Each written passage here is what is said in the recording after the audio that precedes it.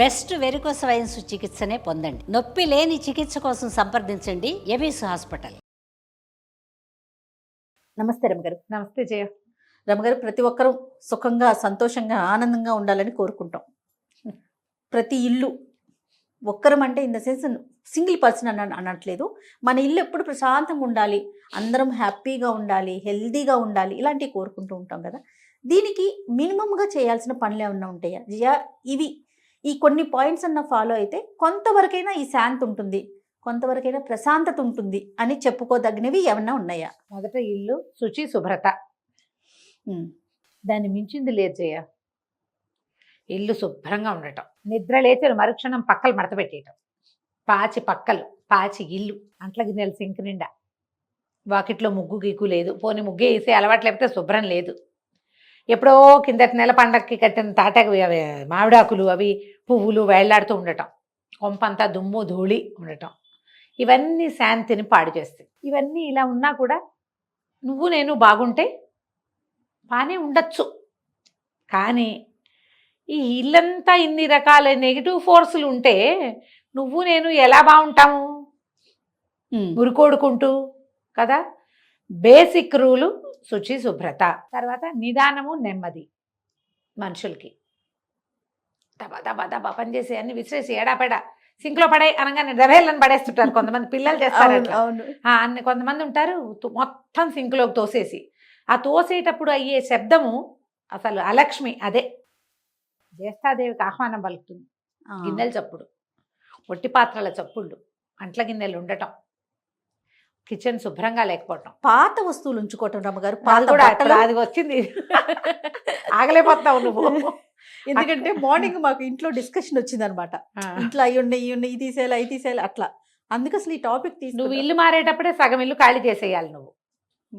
నేను కూడా అంతే చేసేదాన్ని చేయ.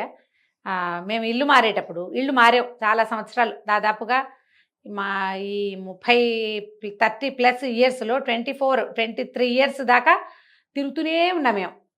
ఇల్లు మారాం చాలా, ఇల్లు 6-7 ఇల్లు.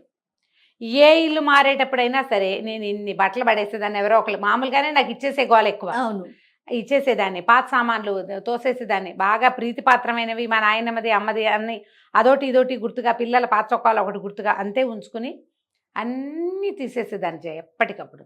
మేము మా సొంత ఇంటికి వచ్చిన ఈ 9, 7, 8, 9 ఏళ్లలో మా ఇల్లు చెత్త పేరుకుపోయిందని నేను ఫీల్ అవుతా. అక్కడికి నేను తీసేస్తూనే ఉంటాను. అయినా సరే ఇప్పుడు ఎక్కడికైనా వెళ్తామా, వెళ్ళిన దగ్గర నుంచి ఇప్పుడు నాకైతే శాలువాలు, నేను అనుకుంటా నేనే అప్పుడప్పుడు వెళ్ళేదాన్ని, నాకే ఇన్ని శాలువాలు వస్తాయి. అన్ని ప్రోగ్రాములకు తిరిగే వాళ్ళ ఇంటి నిండా శాలువాలే. అనంతమ్మ అదే చెప్తారండి, ఇంటి నిండా శాలువాలే జయ. అసలు ఏం చెయ్యాలో అర్థం కావట్లేదు. శాలువాలు, బుక్స్ అట, పుస్తకాలు కూడా ఉంటాయి. నా దగ్గర కూడా అదే గోల. అయితే నేను విజయవాడలో నాకు ఇది ఇచ్చారు కదా, జీవన సాఫల్య పురస్కారం ఒకటి ఇచ్చారు. వసుమతి మాధవ స్మారక అవార్డు. ఆవిడ ఉన్నారు వసుమతి గారు, చెప్తాను ఇది ఏమంటారంటే, జీవన సాఫల్యం అని వసుమతి అని ఆవిడ రైటర్, వసుమతి గారు, చెలసాని వసుమతి గారు. ఓకే. వాళ్ళు ఎవ్రీ ఇయర్ రైటర్స్కి 2 అవార్డులు ఇస్తారు. 2 రైటర్లకి ఇవ్వాలి.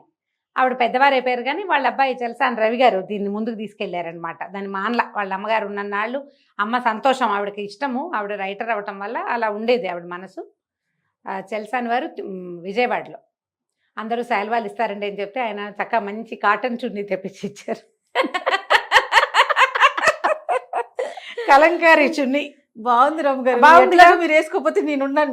నేను అదే అనుకున్నాను అనమాట. ఎవరో పిల్ల వచ్చింది, ఆ పిల్లకైనా ఇవ్వచ్చు, కనీసం ఆ కాటన్ చున్నీ నాకే ఎప్పుడో ఒకప్పుడు వాడుకుంటాను. అదైనా లేకపోతే నీలాంటి వాళ్ళు ఎవరో ఒకరు కదా. శాల్వాలు ఎక్కడికైనా వెళ్తామా, వాళ్ళు ఎవరైనా వచ్చిన వాళ్ళు కూడా ఓ శాల్వా కప్పుతుంటారు. ఈ శాల్వాలన్నీ ఏం చేయాలి, అందులో చలిని ఆపేవి వాటి ఏమి ఉండవు, మెరుపులు బోల్డన్ ఉంటాయి. సరే ఇది పక్కన పెట్టు. ఈ ఇళ్లలో పాతవి, పనికిరానివి, ఉపయోగపడనివి, సంవత్సరాల తరబడి నిలవ ఉండేవి వస్తువుల్ని తగ్గించుకోండి. ఇల్లు ఖాళీగా తెరిపిగా ఉంటే కొంత శాంతిగా ఉంటుంది. మనుషులు ప్రవర్తనలు, మన ఉద్దేశాలు, అభిప్రాయాలు అవన్నీ మార్చుకోవాలి జయ. మనం ఇంట్లో శాంతి ఉండాలంటే, ఇప్పుడు మనకి ఈ ప్రశ్న ఎప్పుడు వస్తుంది? ప్రశాంతత లేదు కాబట్టి వస్తుంది. అవును, అవును. ఈ ప్రశాంతత లేకపోవటానికి ఏమిటి కారణాలు అని రాసుకున్నాం అనుకోండి లిస్టు, మనమే ఎక్కువ ఉంటాం అందులో. దాంతోపాటు ఈ ఇల్లు శుభ్రం లేకపోవటము, ఇల్లు మూసివేసేసినట్టు ఉండటము, ఇక్కడ దుమ్ము ఉండటము, సామాన్లు అతిగా ఉండటము, ఇంట్లో వెలుగు లేకపోవటము, ఇంట్లో ఎప్పుడు గొడవ ఉండటము, ఇవన్నీ కారణాలుగా మనకి తెలుస్తాయి. ఇంటి పరిసరాలతో పాటు మనం కదరమ్మ గారు మనం ఉంటాం. కాబట్టి ముందు ఇల్లు ఖాళీ చేసేయండి ఫస్ట్. తర్వాత మీ ప్రవర్తనలో మీరు ఏ అరిషడ్ వర్గానికి లోనయ్యి ఈ ప్రశాంతత పోగొట్టుకుంటున్నారో వాటిని, అవి ఎలా పోగొడతామండి అంటారు. దానికి నాంది మీరు ఇల్లు క్లీన్ చేయటం. మీరు ఇల్లు శుభ్రం చేయటం మొదలు పెడితే అనవసరమైంది తీసేయాలి అన్న ఐడియాలజీ డెవలప్ చేసుకోండి ఫస్ట్. వావ్, ఇది బాగుంది రమ్మగారు. అంతే, మరి అనవసరమైన తీసేయాలి. ఇంట్లో నుంచి తీసేస్తావు, మెల్లిగా నీ బుద్ధుల నుంచి తీయాలని కూడా ఒకరోజు ప్రచోదనం కలుగుతుంది నీకు. వావ్ వావ్, ఎక్కడి నుంచి వస్తుంది సడన్ గా కదా? క్లెన్లీనెస్ తోటి అనవసరమైన విషయాలకి ఇంపార్టెన్స్ ఇవ్వకూడదు అనేది మనం అర్థం చేసుకోవాలి. అమ్మ, ఎప్పుడూ కూడా పూట పూట ఎవరో ఒకళ్ళు వచ్చి నీకు బోధించరు. ప్రతిరోజు వింటున్నా కూడా బోధగానే ఉంటుంది, నీ ఘోషగానే ఉంటుంది. బోధని లోపలికి ఎక్కించుకోవాలి.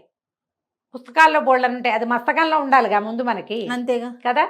ఈ ఐడియాలజీ ఇలా పెట్టుకోండి, అప్పుడు మీకు ప్రశాంతత ఆటోమేటిక్గా వస్తుంది. అవతల వాళ్ళు అరిచి కేకలేస్తారు, కాల్ చేస్తారు. మీరు నిశ్శబ్దంగా ఉండటానికి చూడండి కాసేపు, వాళ్ళు తగ్గుతారు. మీరు కూడా అరవకుండా ఉంటే కొంత గోల తక్కువగా ఉంటుంది. అవతల వాళ్ళకి ఆలోచించేందుకు కొంత అవకాశం లభిస్తుంది, మీకు కూడా కొంత ఆలోచించుకునేందుకు సమయం లభిస్తుంది. ఆటోమేటిక్గా ప్రశాంతత వస్తుంది. ఇద్దరు కలిసి అరుచుకుంటేనే గొడవలు వస్తాయి. ఒకళ్ళే అరిస్తే ఎంతసేపు అరుస్తారు? అంతే. ఈ రెండో చేయి తగలకుండా ఒక చేయి ఇలా అంటే ఏం సౌండ్ వస్తుంది? రెండు తగిలితే కదా శబ్దం. అవును, తగలకుండా ఉండండి. ఈ ఐడియాలజీ మీకు డెవలప్ అవ్వాలంటే బేసిక్ రూలు ఇల్లు శుభ్రం, ఇల్లు ఖాళీ చేయండి మొదట, మీకు సుఖము శాంతి వస్తాయి. తర్వాత వీటన్నిటితో పాటు ప్రార్థన అనేది చాలా ముఖ్యం. ఇంట్లో ప్రశాంతత ఉండాలంటే నువ్వు పూజ చేయటం అనగానే వెంటనే 7 వారాల సప్త శనివార వ్రతం చేద్దామా, అదేమిటో చేద్దామా, ఇంట్లో పూజ పెట్టుకుందామా, భజన పెట్టుకుందామా, జనాలందరినీ పిలుద్దామా, భోజనాలు పెడదామా, పువ్వులు 108 పువ్వులు కొనుక్కొద్దామా, ఇవే ఆలోచిస్తారు ఎంతసేపు. ఇది కాదు ప్రార్థన. మీలో మీరు, మీతో మీరు, మీకోసం మీరు మాత్రమే చేసేది. ప్రశాంతంగా దేవుడి దగ్గర కూర్చోండి. దేవుడి మందిరం నిండా బొమ్మలు పేర్చకండి, వచ్చిన ప్రతిదాన్ని అందులో పెట్టకండి. బాగా ఇష్టదైవాన్ని పెట్టుకోండి. 4 పువ్వులు, 2 పువ్వులు పెట్టండి చాలు. ఆ కూర్చున్న కాసేపు శ్రద్ధ పెట్టి చెప్పండి, మాకు ప్రశాంతత కావాలని దండం పెట్టుకోండి. తాపీగా ప్రార్థించండి భగవంతుని, ఆయనతో స్పెండ్ చేయండి కొంత సమయం. ప్రశాంతత ఆటోమేటిక్గా వస్తుంది. ఇవన్నీ కూడా లివింగ్ స్టైల్లో వచ్చేసేయాలి.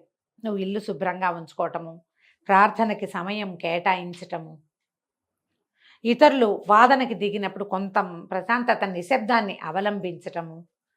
సడన్గా ఎలా వస్తాయి చెప్పు? రావు కదండి. అలవాటుగా ఉంటేనే ఇది కుదురుతుంది.